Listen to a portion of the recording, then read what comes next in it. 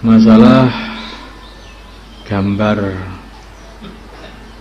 penghalang, gambar yang menghalangi datangnya malaikat rahmat, datangnya malaikat. Maksudnya gambar yang menjadikan para malaikat tidak mau datang atau pergi dari gambar itu.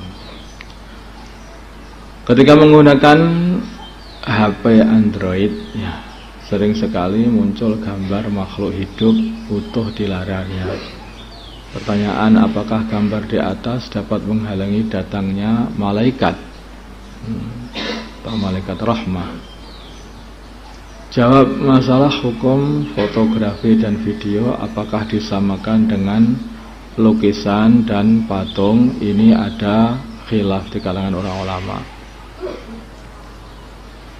Menurut Syekh Ali As-Sobuni hukumnya sama saja, sehingga gambar-gambar yang ada dalam HP itu juga seperti lukisan, itu juga tidak mau didekati oleh malaikat. Malaikat tidak mau dekat dengan gambar-gambar itu.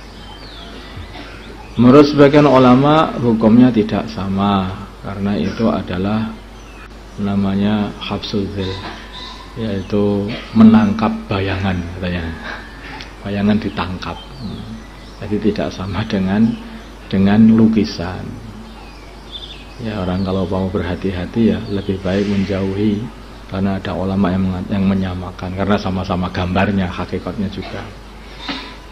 Wallahu a'lam. Begitu pula hukum membuka foto atau video di HP, maka ditafsil. Kalau ikut pendapat yang mengatakan bahwa foto dan video sama dengan lukisan dan patung, maka haram dan menghalangi malaikat rahmat untuk datang.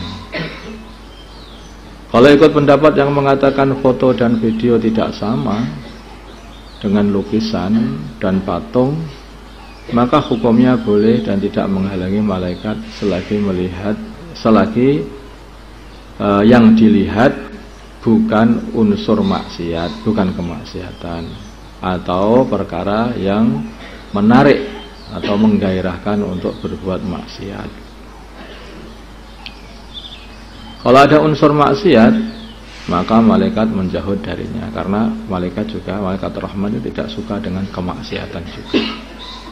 Seperti orang itu kalau bohong, itu malaikat itu langsung menjauh, karena bagi para malaikat itu kebohongan itu berbau seperti bau yang betul-betul busuk baunya itu, kebohongan itu, maka menjauh sampai 1 mil katanya. Seperti kamu aja loh, ada bangkai saja enggak begitu menjauh. Yang agak bau kentut itu saja, itu kamu ya paling hanya siapa itu aja, ya enggak menjauh banget. Ini berarti lebih busuk daripada bau kentutnya orang yang mau berak. Jadi orang berbohong itu. Demikian juga semua kemaksiatan begitu. Terus saya diceritai sama orang-orang yang ada di Sumatera gitu. Kalau di Sumatera itu ada gajah. Gajah itu ngamuk kalau di kampung itu ada orang yang berzina. Ditanyakan sama orang Sumatera, insya Allah tahu itu mereka itu. Ya begitu kan? Lah itu kenapa begitu? Ya nggak tahu. Satu kemaksiatan itu dirasakan oleh gajah itu kayak musuh atau kayak apa? Cuma ngamuk di kampung itu sampai membongkar rumahnya orang yang berzina di situ itu. Dulu ketika gajah-gajah masih soleh.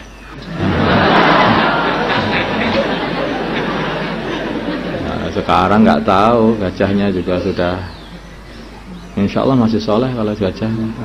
Sekarang juga ya. Makanannya masih halal, minumannya masih halal. Jadi artinya ya seperti halnya sebagian para aulia juga begitu. Para wali itu diperlihatkan orang yang makan perkara haram itu di mulutnya itu ada api gitu. Sebagian wali-wali Allah dan seperti itu. Maka dia langsung takut itu. Ini makanannya haram itu takut ya. Melihat makanan-makanan yang haram itu begitu. Diperlihatkan di situ ada api.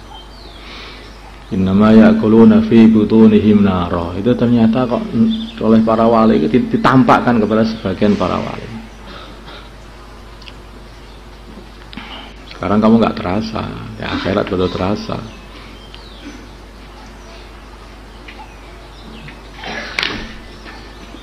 Hanya hati-hati, apa yang diharamkan oleh Allah itu ya memang berbahaya untuk dirimu sendiri gitu. Orang tidak boleh bohong, bohong itu haram. Itu berbahaya, itu untuk dirimu sendiri. Itu secara gaib itu mulutmu langsung jadi busuk gitu. Langsung jadi busuk, membusuk. Lidahmu jadi busuk. Mungkin ya banyaknya penyakit yang ada karena banyaknya kebohongan-kebohongan. Jadi banyak penyakit akhirnya. Sekarang masalah ada pengumuman antara khutbah dan sholat Jumat. Jadi habis khutbah itu sebagian di kampung-kampung itu ada pengumuman atau pemberitahuan mengenai kas masjid sekian, kas masjid, ya gitu. Nah, ini kurang sekian, pemasukan sekian, gitu. Itu ada gitu. Bagaimana hukum mengumumkan hasil kotak amal di antara khutbah dan sholat Jumat? Jawab. Melihat pengumuman yang ada sekarang ini umumnya panjang, sehingga dapat memotong mualah atau bersinambungan antara khutbah dan sholat Jumat. Kalau sampai memotong, lah ini bisa berbahaya kepada sholat Jumatnya, Jumatannya. Maka sebaiknya pengumuman tersebut dikerjakan sebelum khutbah atau setelah selesai sholat Jumat. Ini solusi langsung itu gitu aja. Karena ini sudah marak di mana-mana itu. Ya. Jadi dikerjakannya itu sebelum khutbah atau setelah sholat Jumat saja pengumuman itu, jangan di antara khutbah dan sholat Jumat karena itu harus nyambung. Jadi katakan sudah pisah seberapa banyak? Jarak dikatakan sebagai memisah, dapat memotong mualah adalah seukuran 2 rakaat yang cepat saja. 2 rakaat yang cepat atau yang ringan. Ya berapa tuh 2 rakaat itu yang ringan? Ya kurang lebih ya 3 menit, 2 menit, 3 menit.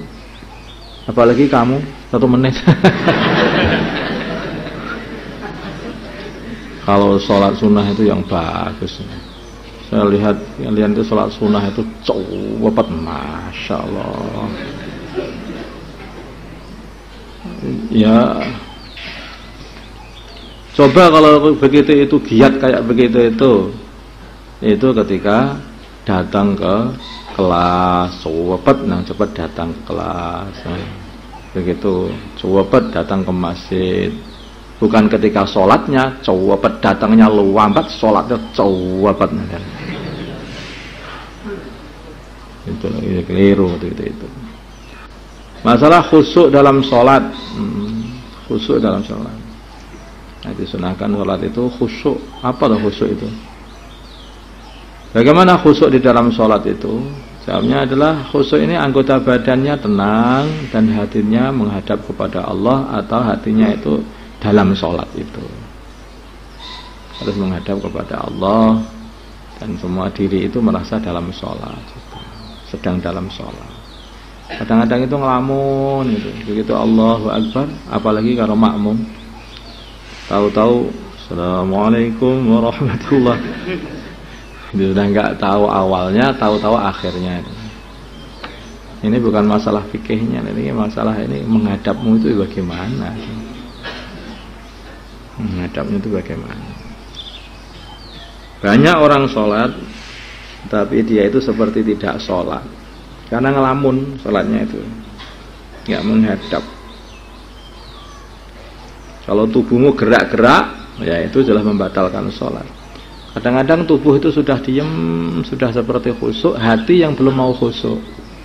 Nah, mikir sana, mikir sini, wes kemana-mana. Sebagian ulama sampai khusyuk itu bagaimana?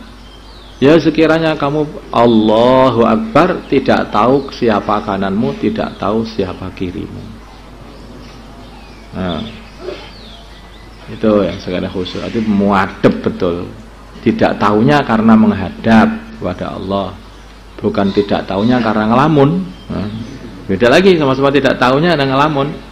Selesai assalamualaikum warahmatullahi wabarakatuh. Sampean deh Pak, sampean. Nah, bukan karena khusyuk, karena khusyuk ya itu yang namanya khusyuk. Khusyuk itu tidak tahu kanan kirinya karena hati sedang konsentrasi menghadap kepada Allah, tubuhnya diam, tidak digerak-gerakkan. Tubuhnya tunduk, hatinya tunduk semuanya. Allahumma shalli ala sayyidina Muhammad wa ala sayyidina Muhammad wa salli ala sayyidina Ibrahim wa ala sayyidina Ibrahim wa ala sayyidina Muhammad. Allahumma ighfir li ummati sayyidina Muhammad wa ma aslam. Allah baina qulubina. Alhamdulillah.